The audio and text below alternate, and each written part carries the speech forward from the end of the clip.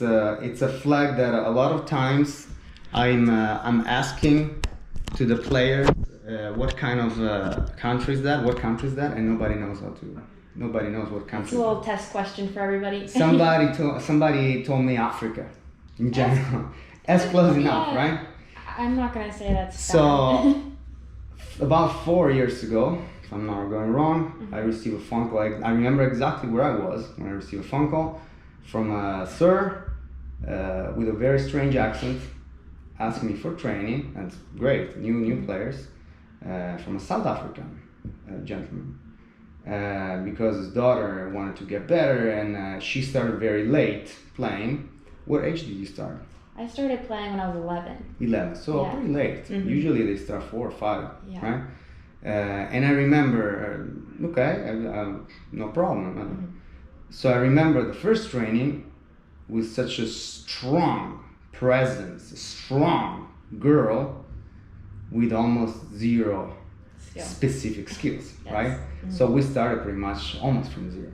Yeah. And in 4 years, I have to say, you probably caught up, like good 90%. Yeah. And I'd like to underline this because a lot of times I hear coaches saying, "Oh, it's too late. She's or he's too old to learn." No, there's never too late. There's always a way to learn. It's going to maybe take a little longer, but there's never too late. What do you think? I think that's very true. I think it also depends on the coach, the passion that the coach has to put in the time, the effort to be able to get the student basically to get them caught up. I think it's first the encouragement and then the determination of the student to be able to get caught up.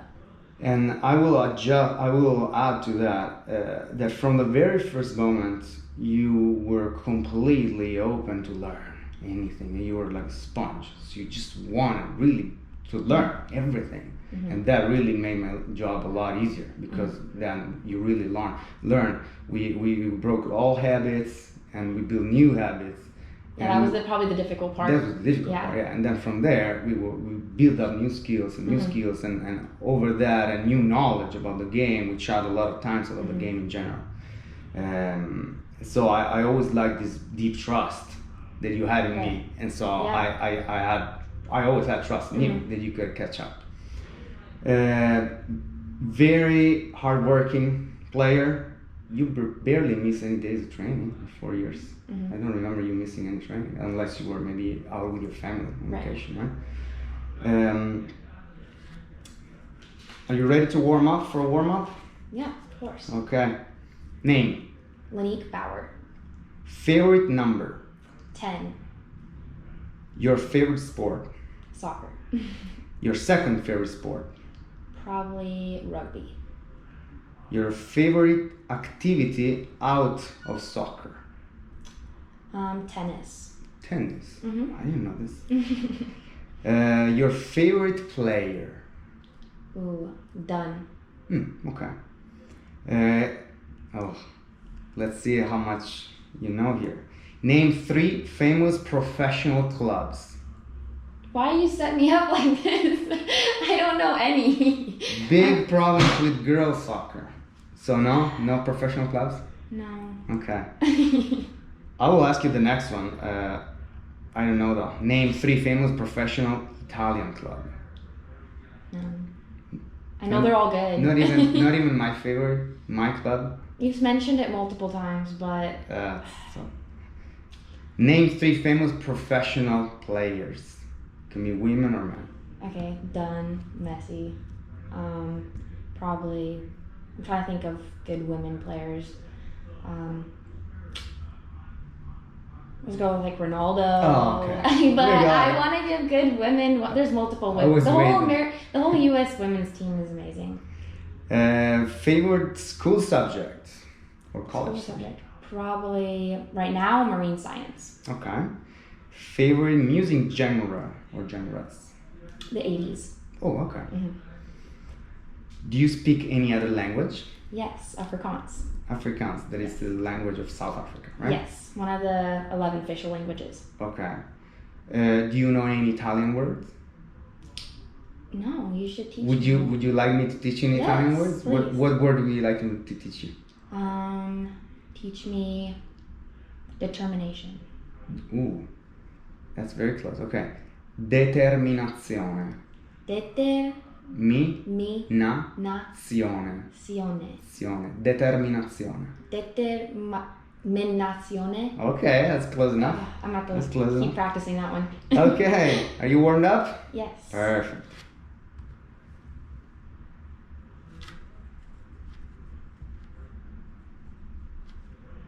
Okay, Linique, warm up.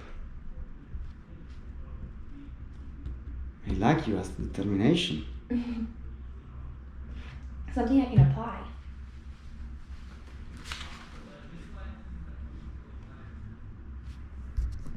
Linique, why you play soccer? I play soccer because it challenges me and it gets me out of my comfort zone every time I practice. I never feel comfortable. I never feel like I'm in a good space where I don't have anything more to learn. There's always something else to be doing, something else to be working on. I appreciate the physicality that it involves and also the teamwork. You can't play the sport by yourself. You can't, beat players by yourself. You need the whole team behind you. So. Do you think this fact that you're never completely fully comfortable is because you started a little later in your life playing? I think that is definitely a part of it, and it has put me in a position where multiple times I wanted to quit. I wanted to be like, no, this is it. It's too difficult to get caught up. It's too difficult to be in a place where I feel at the same level of my peers or my age group. But that's the exact reason where I haven't stopped, because that's where I find my motivation. That's good. Well, I hope you keep your motivation also when you figure out that you're at your level, you're at the level of your peers. At what age did you start? You already told me. 11. 11. And did you start because you asked your parents, or because you tried because amongst other sports you just try also soccer? Coming from South Africa, I played field hockey. Okay. So moving to America, there wasn't field hockey to be playing. So they thought the closest thing, soccer, ball, feet, running, goal, had the same kind of concept. So that was the closest. So we're like, why not give it a shot? And yeah, totally fell in love with it. What age did you move? I moved when I was 10. You were 10? Okay. Yeah. So you were not young. You were already... I was already older, yes. What position do you play? I play defensive mid, or outside back. It might be the same position or not, but what's your favorite position to play? If I ask you, okay, you choose your position, where would you play? I genuinely do enjoy the 4, but I feel like there's something in me that desires to play the 8 or the 10, to play a middle, middle position where I'm more flexible to go up and stay back. And that's why I also enjoy the 2 and the 3, is because I'm able to make those runs up the sidelines. Like play all field? Yeah. Full field. Mm-hmm. What is the most exciting thing about a game, in your opinion? What is scoring a goal, making an assist, beating an opponent 1v1? I think the most exciting thing is when your teammates do something that you've been practicing for so long, or you've been practicing it together and it finally comes together. It all comes in one piece and you get to fulfill that, and obviously at the end of that, hopefully you're scoring a goal. But even if you're not, it's that through pass that you've been practicing constantly and you finally make that through pass, beating a player. It's those moments that make it exciting, when practice pays off. Yeah. So also individual, if you see more individually, also you're thinking that way. You're practicing this kind of technique, right. And it's just coming out in the game, and you're successful with it. Yeah. Or also when you're super tired and you're exhausted, and then you're able to find that determination inside you to make that run back, to beat that player once again. That moment afterwards, where you're like, I still got it, or I have that in me to be running back when I'm completely exhausted. Yeah. So yeah. How much winning or losing influence the thought that you have of your own performance? Let me explain. Let's say your team is wins a game, but you had a very, very poor performance. Or vice versa, your team is losing the game, but you had an amazing performance. Right. How much the winning or losing influence the thought of your own performance? I think it does a lot. personally, I first evaluate how I did on the field. I don't evaluate whether we won or lost. A lot of my feeling about the game is about how I did personally. So even if we win, I'll give, credit where credit's due to the players that made it happen, to the team as a whole that made it happen, but then go home and reevaluate what I could have done better. Vice versa, if we lose, still give credit where credit's due. There's still parts in the game, even in a game that you lose, that you did something good. The team came together in some part. You were just not able to reflect that in the score. And you can do amazing, you can do even better than the team personally, but still not get, a winning score. That happens as well. But if I did something personally where I feel proud of that, feel good about myself, obviously I don't boast that in front of my team, but I go home and feel, okay, I feel good about that. How can I reflect it again in the next game, or how can I even better that? I think it's all about self-evaluation. Yeah, I think it's important also for your own confidence. So if you're able to see where you didn't do good, even if your team won, now you can improve. There's something to work with. Right. The other way around, it's important for your confidence too. If your team lost, your confidence doesn't depend from the loss. Yeah. Confidence depends how much you did personally. Exactly. Yeah. So, how do you stay motivated during those days that you don't want to train? Everybody has those days. You just don't want. You're tired from work, from this, from that. How do you find motivation in those days to keep training? I think it's about how I wake up with the mindset of it. First of all, I think soccer is obviously one of my passions, but it's also my job.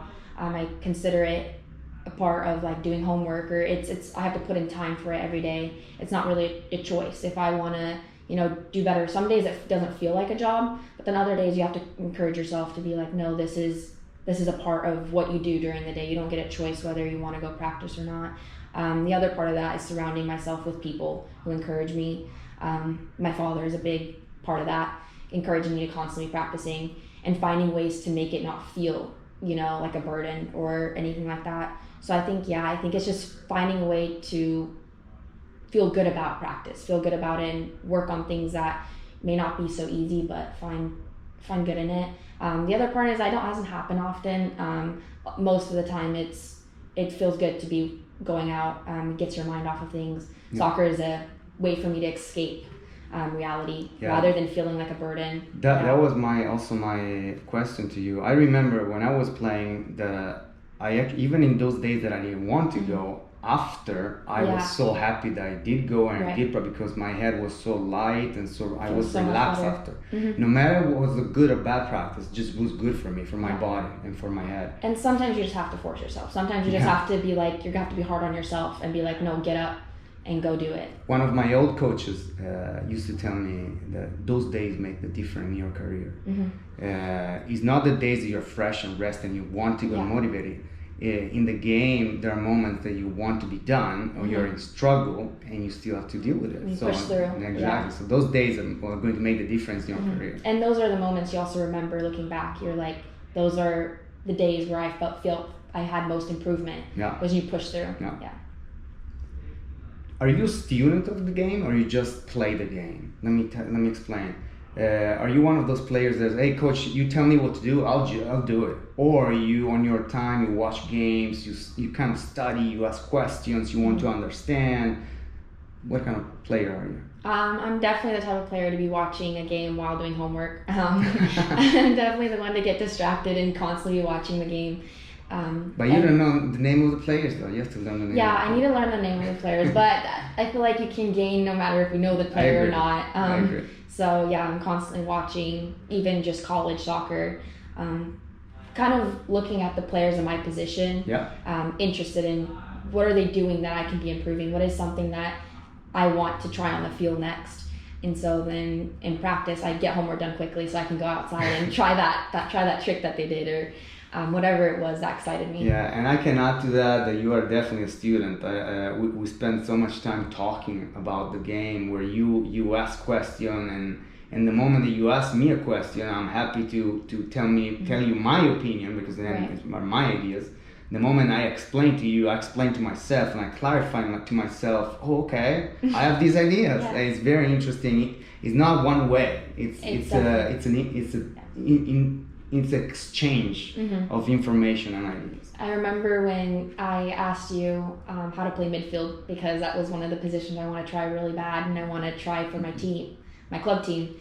And you were like, okay, let's get the cones. And so we had a whole practice of just moving cones, seeing what kind of runs a midfielder that makes. What does it truly mean to be a good midfielder? Basically the six, holding mid. So yeah, that was really fun. That was a great practice, and doesn't always mean you have to be active running back and forth. Intellectually learning about the game. Yeah, knowledge is a lot, and I've been myself a study of that position because I was not a good six. I was not a good midfielder in that position, but I would love to be. Yeah. And I was a different kind of player. That's why I love those players now, because I've never been one of those. So I studied them. I'm like, that looks like a hard position. I want to know how they do it. Yeah, that's hard. What is your last thought before a game, before you step on the field? Before I step on the field is, I don't know, I'm just overwhelmed with excitement and adrenaline, definitely. But my last thought is probably just, I don't know, it's not a specific thought, it's more of a feeling. Every time I think back about like a game where I started the game, what kind of feeling, it's more of a feeling I think about, and the picture of the game, the field, the ball in the middle, kind of like anything's possible. Oh, okay, that's good. Yeah, makes sense. Do you have any lucky rituals, like superstitions? If you don't want to tell, it's okay. It's no, superstition. Not really. It's just more of a pattern of before a game. It's more of waking up. It's a ritual. It's not superstition, but it's a ritual. Yeah, I think I just do better when my whole morning, even if the game's like in the middle of the day, it's the whole day is just determined on that game. Nothing else matters. I'm not doing anything before or after the game. The whole day is just based on the game. Before, I'm listening to the music to get me going, watching soccer games, just getting pumped for it, and then afterwards it's just it's evaluation. So the whole day is just based off of that one game. There is a specific way, you kind of told me, there is a specific way you find focus before a game, like watching like highlight soccer, that could be a way. Yeah, watching that, sitting, me and my dad kind of have a thing where on the drive to the game, he's just talking to me about what I need to be looking for, what I need to be, thinking about on the game, just kind of boosting me up. So it's kind of like, that's kind of a part of it, is him encouraging me. So yeah, it's more of a pattern of the feeling before a game. Nothing in specific. Okay. And knowing your dad, I know is a positive encouragement. It's not, you have to do this, you have to do that. No, it's a very, very positive encouragement. Yeah, it's definitely positive. That's super important. That's also an advice that I would give to dads and moms on the drive. Be positive. Yeah. Tell them you love your kids and you love to watch them play. Don't just overwhelm them. Definitely. How much soccer do you think it's an individual sport within the team sport? I believe when I got older and older, it was more and more individual than a team sport, because the mind games play much more in your head when you're a little older. Yeah. How does that work for you? Yeah, I agree. I used to think it's all team sport, but I think the more as I got older, I'm starting to realize it's a lot more individual, and your individual will affect the team a lot. So even in just your mood of the game, like how you feel about it in that moments where the opposing team scores on you, how you react to that is so much more, it affects you more personal than it even does the team a lot of times. I mean, it affects the team greatly, but personally, if you're talking down upon yourself and talking down in your head about the team, you're setting yourself up for a negative outcome. So I think it's really individual. And I call it individual development in these younger ages because of that. Also, like a college coach, a national team coach will not pick up the whole team. Will pick up 1-2 players that individually stand out, technically, tactically, or just like you said, as far as being good teammates and being positive. Often on the field, What is this journey teaching you? What soccer is teaching you, translating in your life? A lot. Patience is a big part of it. I was so constantly being like, oh, I need to be in a specific space. I need to be, I at a certain level by this time. You know what I mean? It's all translates back to just starting late, but I think that's one of the parts that have caused me to have the most realization of like real world situations is sometimes you're just not going to be where you think you're going to be right in that moment, but then looking back and being like, I'm going to evaluate where I've come from and be thankful for where I've gotten up to now. So patience, how to stay determined by yourself, definitely. A lot of things, just, that mental hurdle of trying to get over what you think is failure and what you think is negatively looking upon yourself. Just obstacles constantly, working with people, being a good leader on and off the field, whether you have the captain band or not. Just pushing yourself to your full limit, but not being too difficult. You've been captain your last year before. Yeah. Okay. When you play now, remember, it's a while that you don't play. Nobody's playing because of this pandemic. But you were captain, right? Yeah. So that's a good, starting late. You were right to be captain on the team. So that's a good. And I think observing captains and taking pointers from them is a big part of it. Absolutely. One thing that you like and one thing that you hate about the game and about training. So something I hate about both of them? Yeah, one thing that you like about game, one thing you don't like about games, and the same for training. If there is. Yeah, I don't think there really is. I think recently with everything going on in our world, I look at training, I started looking at training as the goal, because I used to look at training as just the step to the game rather than just focusing on the practice as being my goal and giving it my all there. I always just looked at it as, this is just, a step before showing myself in the game. And now that we don't have games, I've had to look at it much differently. But something I don't like about it, I think something I don't like about it is the exact thing I do like about it, and that's the challenges, both in the game and practices. I hate it and I love it at the same time. Which is good to treat them kind of the same way, because you should play exactly how you train. Yeah.